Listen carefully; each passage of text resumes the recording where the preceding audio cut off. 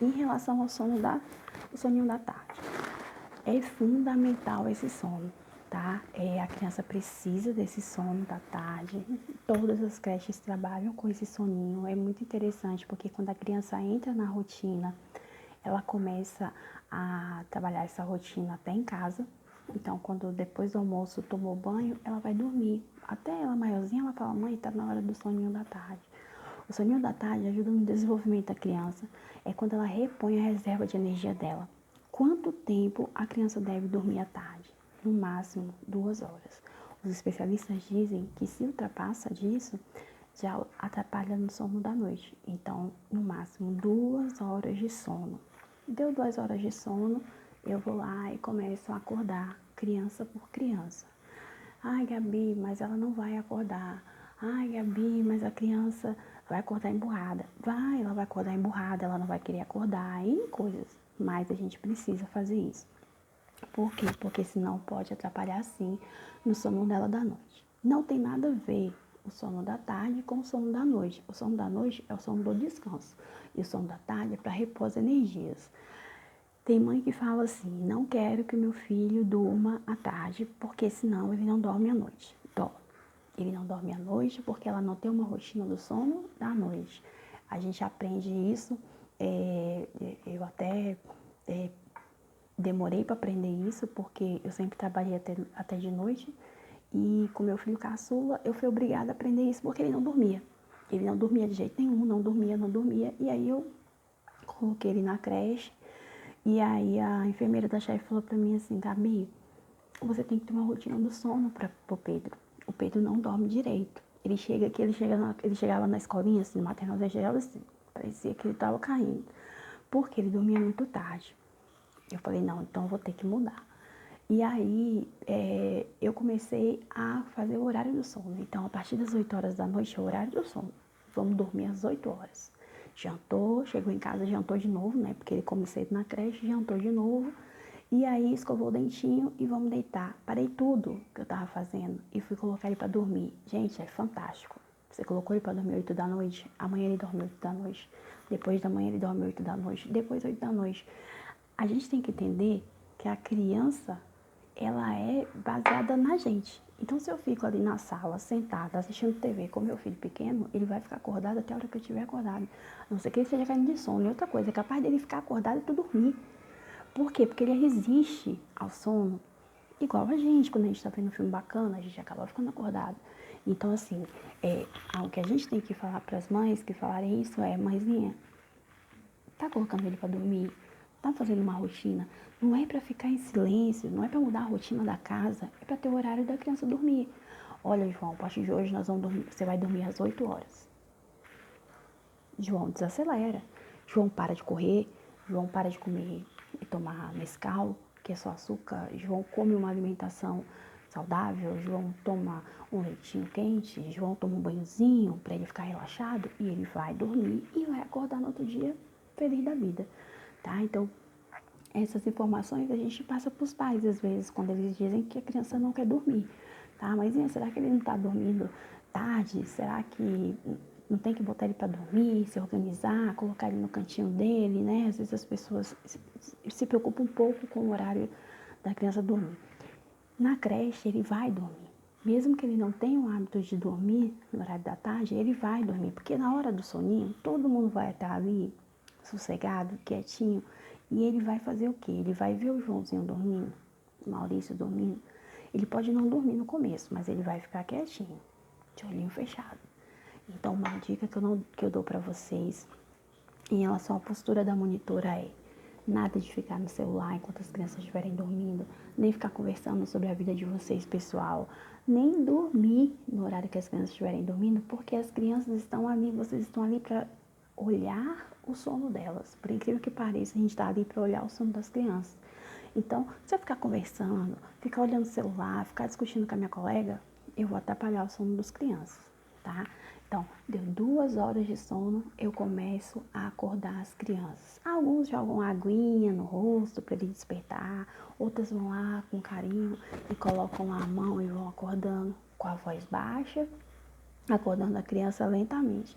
É um processo, demora um pouquinho, mas elas vão acordar. tá? Esse sono, ele vem geralmente aí depois do almoço, depois do banho da tarde, depois do almoço, aí até no máximo 2, 3 horas da tarde é o horário do sono, tá? Uma coisa também que é muito importante nesse período aí da rotina são os horários. Como eu já falei, o horário de entrada e também o horário de saída. Se a criança sai às 5h30, o pai tem que buscar às 5h30. O pai não pode prometer para a criança que vai buscar o menino depois do almoço. A criança cria uma ansiedade, uma expectativa. E ela fica o tempo todo preocupada com aquilo. Ela não consegue se inteirar com a turma, ela não consegue participar das atividades, porque ela fica o tempo todo. Meu pai já veio? Tia, já passou o almoço, meu pai ainda não chegou. Tia, será que meu pai já vem? Tia, meu pai ligou? Tia, meu pai deve estar lá na porta. Isso não pode acontecer. A gente tem que deixar bem claro para a família que a gente não promete aquilo que a gente não pode cumprir. É uma coisa muito séria isso, porque é a questão da palavra. As pessoas têm que honrar a palavra dela. A gente ensina isso para os nossos filhos e a gente precisa honrar. E atrapalha o desenvolvimento da criança, atrapalha o processo de integração dela e a gente precisa que isso aconteça de uma forma saudável. Além disso, tem a questão da saída, onde a criança começa a sair 5h30, aí fica lá o João, todo mundo indo embora e o João esperando. Vai todo mundo embora e nada do pai do João chegar. Ele vai criando uma angústia, porque ele está esperando o pai não aparece, vai dando desespero, o pai tá nem aí, ele chega às 7h30, 8 horas, tem creche particular aí que o pai busca o menino 8 horas da noite, sabe? Mas se o pai fala, meu filho, ó, o papai vai demorar um pouquinho para te buscar, ou ele liga para a creche, avisa, e a tia avisa para a criança, olha, seu pai já tá vindo, tá no engarrafamento, você diminui a ansiedade da criança, isso é muito importante, não dá aquela sensação de abandono, tá? Isso aí a gente tem que sempre passar para a coordenação, olha, o pai do João tá vindo buscar ele às 8 horas da noite, ou às 7h30, ele fica ansioso, a coordenação vai, conversa com a família para ver o que tá acontecendo. Tá? Lembrando que a rotina é importante para o desenvolvimento da criança, importante para que a criança tenha disciplina, ela vai saber o horário certo de ir ao banheiro, de tomar banho, de comer, de brincar. A questão das brincadeiras, das atividades também é importante, porque ela precisa saber quais atividades ela vai fazer de manhã, qual atividade ela faz à tarde. Nada de deixar a criança aí a manhã inteira assistindo o desenho, nem ficar o tempo todo aí brincando de massinha, porque acaba que ela fica estressada. A gente pensa que não, mas a criança também estressa. Então, a gente precisa fazer atividades com elas que elas sintam prazer naquilo, tá? Isso aí é fundamental. Ela precisa saber que vai ter a brincadeira. Não, hoje é terça, então hoje tem o parquinho. Hoje é terça, então hoje tem a brincadeira de massinha. Hoje tem gincana. Hoje a tia vai deixar levar um brinquedo. Em relação ao brinquedo, é importante saber. Tem o dia do brinquedo? Tem. Tem creche que tem dia do brinquedo? Tem creche que tem dia do brinquedo. Agora, o pai tem que saber que brinquedo ele manda, né? Então, nada de mandar brinquedos chiques, brinquedos caros, porque aí a gente começa a trabalhar a relação do egoísmo, né? Porque, às vezes, a própria mãe fala, olha, você vai levar esse carrinho, mas se ele voltar quebrado, tu vai ficar de castigo. Então, o menino começa a pegar aquele carrinho e fala assim, não posso emprestar, porque minha mãe disse que eu não posso emprestar para ninguém. Então, muitas creches trabalham muito com isso, de olha, pode trazer um brinquedo, mas nem um brinquedo eletrônico, nem um brinquedo caro, porque ele vai compartilhar com os colegas do brinquedo. A ideia do dia do brinquedo é compartilhar aquele momento. Poxa, eu estou trazendo o brinquedo que eu gosto para o meu amigo brincar, para o meu colega brincar também. E não aquela coisa do egoísmo, de segurar o brinquedo só para ele e não querer compartilhar com ninguém. Lembrando, gente, que muitas das coisas que as crianças fazem são reflexo das nossas atitudes. Se a gente fala para eles o que não fazer, eles vão agir dessa mesma forma na creche, tá?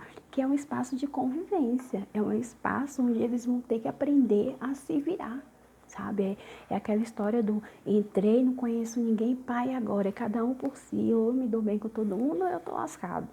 Essa é a teoria, tá? A creche, ela tem que ser um local acolhedor, onde as crianças se integrem, onde elas queiram estar perto, onde elas criem laços de amizade, onde elas se sintam seguras, onde elas comecem a criar autonomia para poder viver a vida delas aí no mundo, né? Porque depois da creche, começa a escola. Não é assim?